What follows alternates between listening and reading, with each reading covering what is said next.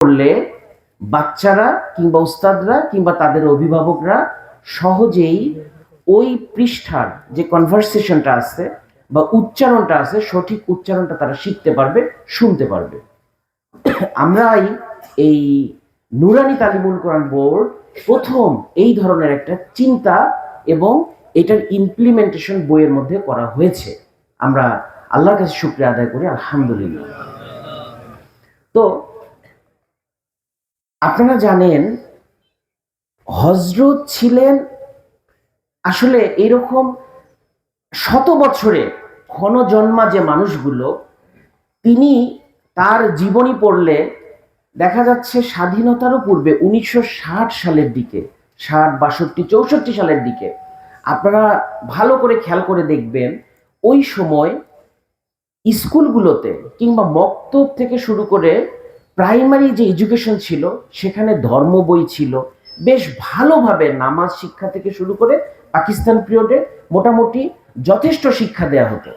পাশাপাশি দেশ স্বাধীনের পরেও প্রাইমারি স্কুলগুলোতে, আমরাও যখন সরকারি স্কুলে পড়েছি সেখানেও মোটামুটি নামাজ কালাম শুদ্ধ করার জন্য যতটুকু আরবি শেখালে একটা বাচ্চার ভিত্তি মোটামুটি শুদ্ধ হয়, ঠিক হয়, এই ধরনের ব্যবস্থা ছিল।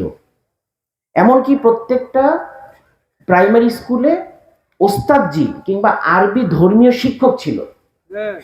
তাহলে হযরত 1960 সাল থেকে 62, 64 ওই সময় থেকে উনি ভবিষ্যৎ দেখতে পারছে এমন একটা সময় আসবে যে সময়ে ধর্মীয় শিক্ষক থাকবে না, ধর্ম বইটাও থাকবে না। উনি এতটা চ্যালেঞ্জিং একটা চিন্তা করছেন যে কারণে ওনার ফিকিরটা ছিল তাহলে এই বাচ্চাদেরকে কিভাবে বাঁচানো যাবে। এই নুরানিটা এমন একটা চ্যালেঞ্জিং প্ল্যাটফর্ম সারা বাংলাদেশে, যেখানে নুরানি শুরু হয়েছে। আমি আমার মাদ্রাসার কথা বলতে পারি, 2011 সালে যখন নুরানি স্টার্ট হয়, মানে ওয়াল্লাহি আশেপাশে সরকারি প্রাইমারি স্কুলে শুধুমাত্র হিন্দু বাচ্চা, আর ব্রাক স্কুল ছিল একটা, সেটা বন্ধ হয়ে গেছে 1 বছরের মাথায়। 1 বছরের মাথায় এটা একটা নীরব চ্যালেঞ্জ, একটা বিপ্লব। এই বিপ্লবের সঙ্গে আমরা সম্পৃক্ত। এই হযরতের এই চিন্তা চেতনাটাকে দেখেন, ওনার বাসায় যখন থাকতাম উনি তো 3টার পরে আর ঘুমাতেন না। 3টা, 3:30টার দিকে ওনার হাত ধরে ওনার সঙ্গে ওই নুরানি যে বোর্ড তখন ট্রেনিং হতো এখানেও, উনি ভোরবেলায় তাহাজ্জুদের পরেই চলে আসতেন। আল্লাহ আমাকে সৌভাগ্য দিয়েছিলেন তার সাথে যাওয়ার, তার সাথে সফর করা। উনি লালমনিরহাটে আমাদের বাড়িতেও ছিলেন। উনি যেখানে পদার্পণ করছেন আলহামদুলিল্লাহ সেটা প্রস্ফুটিত হয়ে গেছে, সেখানে দ্বীনি অবস্থা তৈরি হয়ে গেছে, দ্বীনি মাদ্রাসা। তো ওনার এই স্বপ্নগুলোর মধ্যে দেখেন আরো চমৎকার কতটা ভবিষ্যৎ দ্রষ্টা তিনি।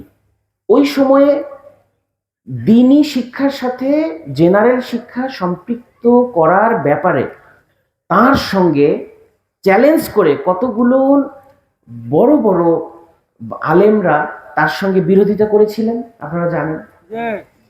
দেখেন তিনি যে পদ্ধতিতে যেভাবে করে জেনারেল শিক্ষাকে গুরুত্বের সাথে দেখেছিলেন, ওই সময় যদি তিনি তাদের মতো করে চিন্তা করতেন তাহলে এই যে প্রাইমারি স্কুলের যে দুর্দশা, এই সময় যে চ্যালেঞ্জ করে সারা বাংলা